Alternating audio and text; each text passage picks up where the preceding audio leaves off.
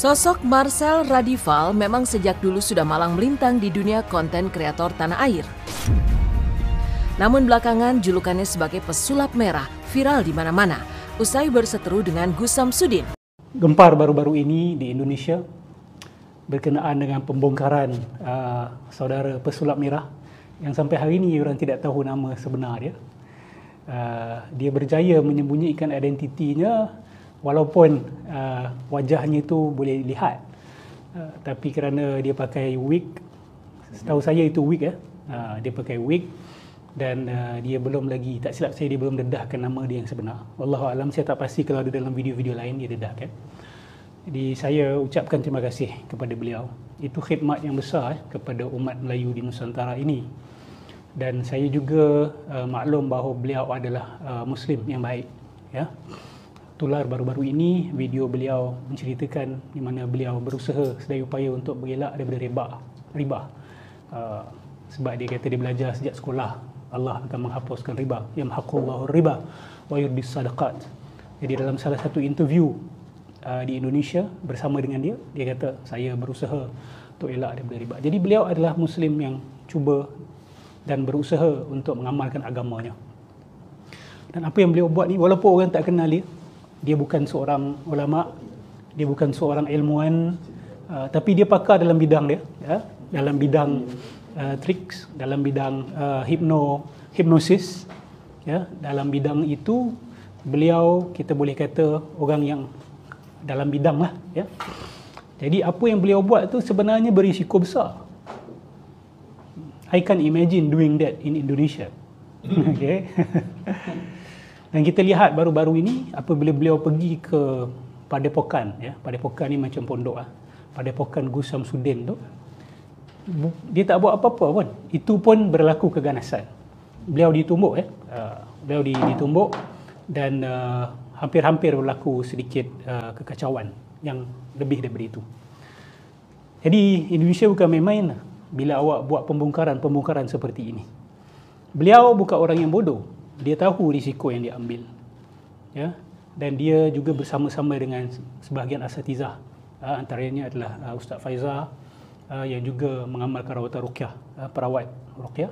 Jadi beliau tidak sendirian. Maksudnya beliau bukan sahaja bertindak mengikut kepala dia sendiri, tetapi saya yakin beliau ada konsultasi, Indonesia sikitlah, ada berkonsultasi dengan orang-orang yang tahu dan pakar.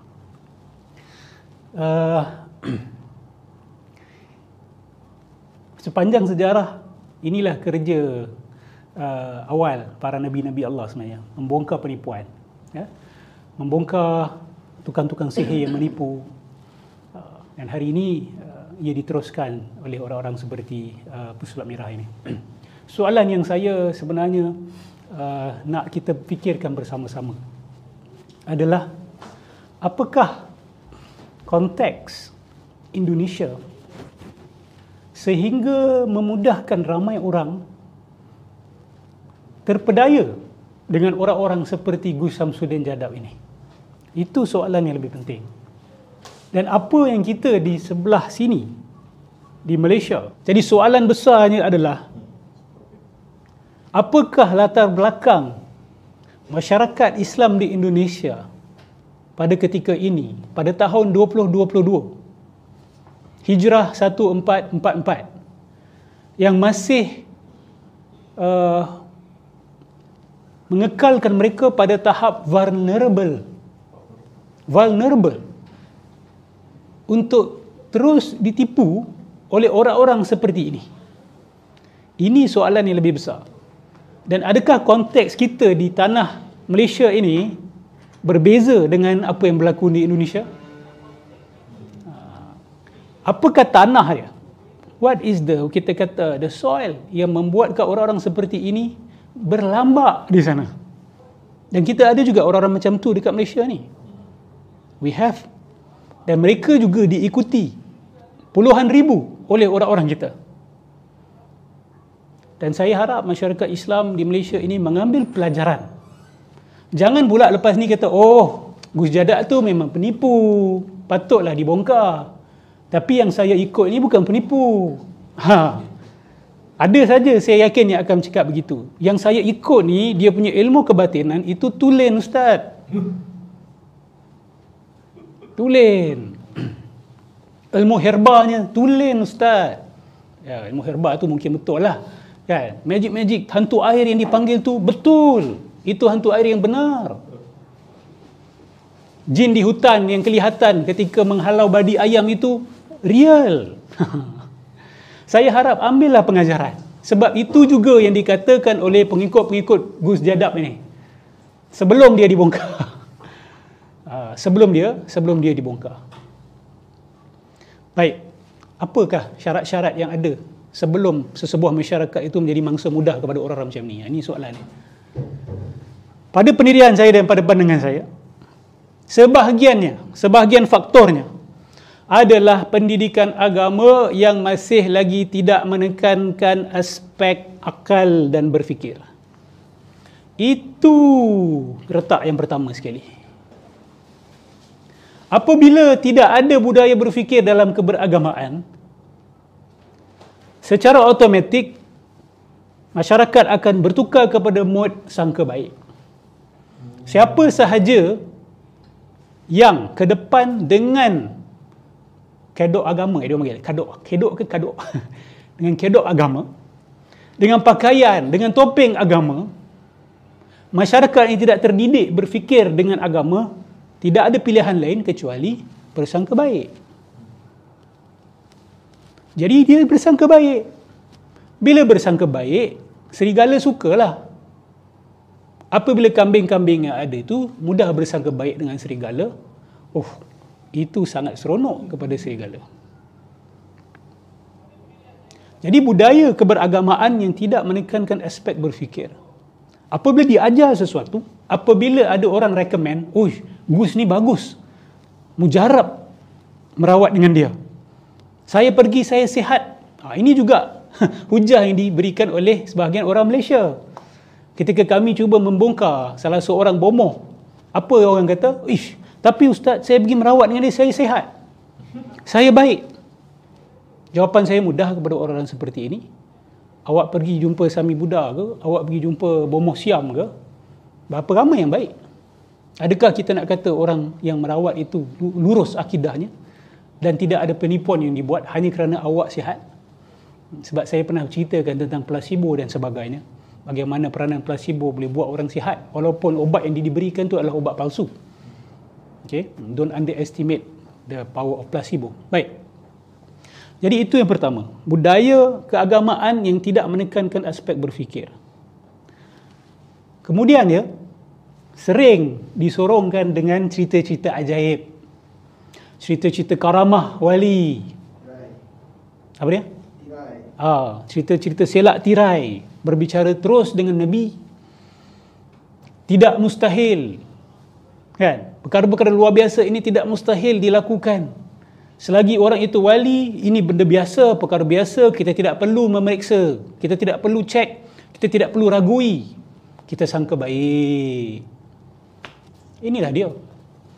Ini dua faktor ini menyuburkan skema-skema agama ni untuk wujud dan membuat masyarakat mudah menjadi mangsa. Sebab itu kami di Sidang Kalam, kami sering kali menekankan, sayang punya pasal, tak nak awak kena tipu. Kita tak nak masyarakat kena main. Kita tak nak masyarakat kena game, kena perdaya dengan orang-orang macam ni. Awak tengok betapa marahnya penduduk kampung kawasan Gus Samsudin itu. Selepas mereka dapati dia ni penipu, tengok apa mereka buat dengan padepokan dia. Mereka pecahkan certain things dan mereka menuntut kepada penguasa di tempat itu untuk menutup terus secara permanent padepokan tersebut. Tapi salahnya siapa? Gus Samsudin salah. Waalaikumsalam. Gus Samsudin itu salah.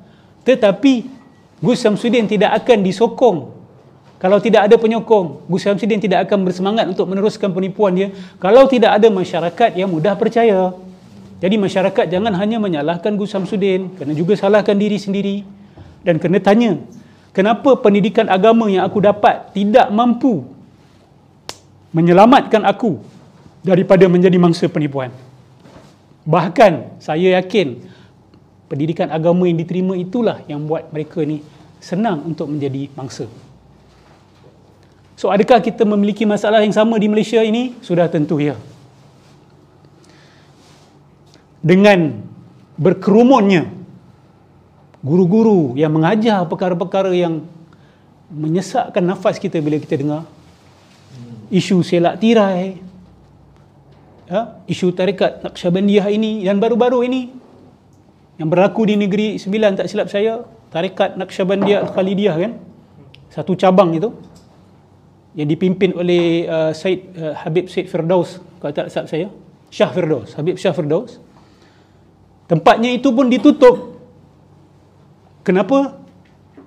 Kerana mengajarkan perkara-perkara yang menyimpang. Antaranya, meramal kedatangan Imam Mahdi pada hari Arafah yang lalu itu. Dan kita tahulah Imam Mahdi tak datang. So murid-murid dia sebahagiannya kecewa. Dan murid-murid inilah antaranya yang pergi report ke Jabatan Agama Negeri Sembilan. Lepas tarikh tu dah lari, dia tukar tarikh pula. Dia postpone kepada 10 Muharram, iaitu besok. Itu esok Imam Mahdi akan keluar. Kalau tak keluar juga, saya yakin dia bukan salahkan diri dia akan salahkan Allah. Dia akan kata Allah tukar jadual. Cerita ni macam familiar. Sama juga dengan kes Nazim Haqqani yang cuba dipertahan oleh murid dia Jibril Fuad Haddad baru-baru ini. Jibril Fuad Haddad apabila ditanya macam mana Syekh Nazim, seorang wali yang didakwa ada kuasa tasarruf fil kaun, meramalkan pada tahun 2000 akan berlaku bencana sekian-sekian, tapi tak berlaku. Apa jawapan dia? Dia kata ini qada mubram dengan qada muallaq. Allah cancel, Allah tukar sebab ada kejadian yang berlaku, maka ditangguhkan. So dengan jawapan yang macam ni, siapa saja boleh buat ramalan dan siapa saja boleh cabut dari bila ramalan itu tidak jadi. Sama juga dulu ketika Al-Arqam, Ustaz Asy'ari Muhammad buat banyak ramalan dan tak berlaku pun sama juga. Jadual Tuhan berubah ataupun dia salahkan murid dia. Dia kata kamu berdosa. Berdosa maka Allah tangguhkan. Ini perkara yang maklum di kalangan orang-orang Arkam. Ini orang-orang biadab yang tidak bertanggungjawab. Orang-orang biadab yang tidak bertanggungjawab. Jadi saya harap kita ambil pengajaran secara serius ya. Jangan beritahu tak ada orang ingatkan. Bila perkara ini berlaku di sini, kalaulah kes yang sama berlaku, awak dapati awak sebenarnya ditipu oleh orang yang awak ingat sebagai wali atau arif billah, jangan kata awak tidak pernah diberikan peringatan. Jangan pernah kata amaran tidak pernah sampai. Jangan pernah kata tidak ada ustaz yang datang menegur, tak ada ustaz-ustaz yang datang menegur, ustaz-ustazah yang datang menegur dan mengkritik. Jangan. Kritikan itu sudah pun disampaikan, bukan saja oleh kami, ramai asatizah lain di Malaysia ini. Tetapi kelihatannya kumpulan-kumpulan ini semakin membesar. Siap menyokong orang-orang yang buat perpawangan menurun di dalam hutan. Jadi saya juga minta asatizah lain juga teruskan bersuara, sebab mungkin suara kami sedang kalam ni ialah ya orang label sebagai Wahabi lah, kejap Mu'tazilah lah sekejap, kan? Mungkin orang tak layan sebab tu. Jadi ustaz-ustaz yang dikenali aswaja tulen, kan, luar dan dalam 100%, lut sinar, suci aswajahnya. Silalah tampil, tegurlah dukun-dukun seperti ini. Baru-baru ni siap nak ajar Kashful Asrar lagi kepada masyarakat awam. Mana asatizah kita nak datang tegur? Tegurlah. Nasib baik tu, ada teguran yang datang. Kalau tak, dia dah ajar dah kepada puluhan ribu dah. Kalau tak puluhan pun ribuan lah murid dia. Mengajar wahdatul wujud yang menyimpang, yang telah difatwakan sesat, mengajarkan kitab yang telah pun difatwakan sesat. So masyarakat nak kena cakna, okay? Dan asatizah nak kena bangkit. Dan jangan malu dan jangan takut untuk tegur. Kecuali asatizah tu sendiri percaya. Ini lagi satu masalah. Kecuali asatizah tu sendiri percaya. Sebab baru-baru ni ada seorang ustaz yang juga terkenal bekerjasama dengan dia. Orang yang nak ajar Kasyful Asrar itu. Dalam sebuah program. Apakah ustaz itu tidak berakal? Adakah ustaz itu yakin bahawa orang ini arif billah? Apa yang dia cakap itu? Bila awak tahu seorang yang mendakwa diri dia sebagai guru agama dan menipu, awak nak bekerjasama tak dengan orang seperti itu? Kecuali kalau dia minta maaf, dia tarik balik. Ini penipu, awak bekerjasama dengan dia, sama ada awak pun bodoh, awak tidak teliti, atau awak pun sebenarnya percaya penipuan itu. Atau awak mungkin bersekongkol sekali. Ini soalan saya nak tanya. Kenapa? So kalau asatizah sendiri percaya, habislah. Begitulah tahap kita. Begitulah tahap kita. So saya harap ada timbul lagi banyak pesulap. Bukan setakat merah, hijau, kuning, hitam, biru, Power Ranger. Semua keluar untuk bongkar. Untuk bongkar lagi. Sebab kat Indonesia banyak sangat. Ya Allah. Terlalu banyak. Dan saya yakin dia, ni bukan perjuangan yang senang. Pihak sana akan melawan. Sebab ini adalah mata pencarian ramai penipu ni. Dan ni adalah industri multi-million dollar industry. So they will not give it up easily. Kalau digabung semua mungkin boleh reach billions. Kalau globally, perbomohan ini industrinya billion dollar industry. Indonesia saya yakin puluhan juta atau ratusan juta US dollar setahun punya industri. So dia bukan satu perkara yang mereka rela untuk give up dengan mudah. Jadi saya doakan sahabat saya, pesulap merah dan yang seperti beliau, bertabahlah, bersabarlah, come together, cari yang sekepala, sepemikiran, bergabung, jangan bergerak sendirian, ya, dan terus berjuang. Bismillah. Ini adalah jihad sebenarnya, perjuangan fisabilillah. Tapi perjuangan ilmiah ini, perjuangan ilmu membongkar penipuan, ya, membongkar penipuan. Allahumma salli ala sayyidina Muhammad wa ala ali sayyidina Muhammad.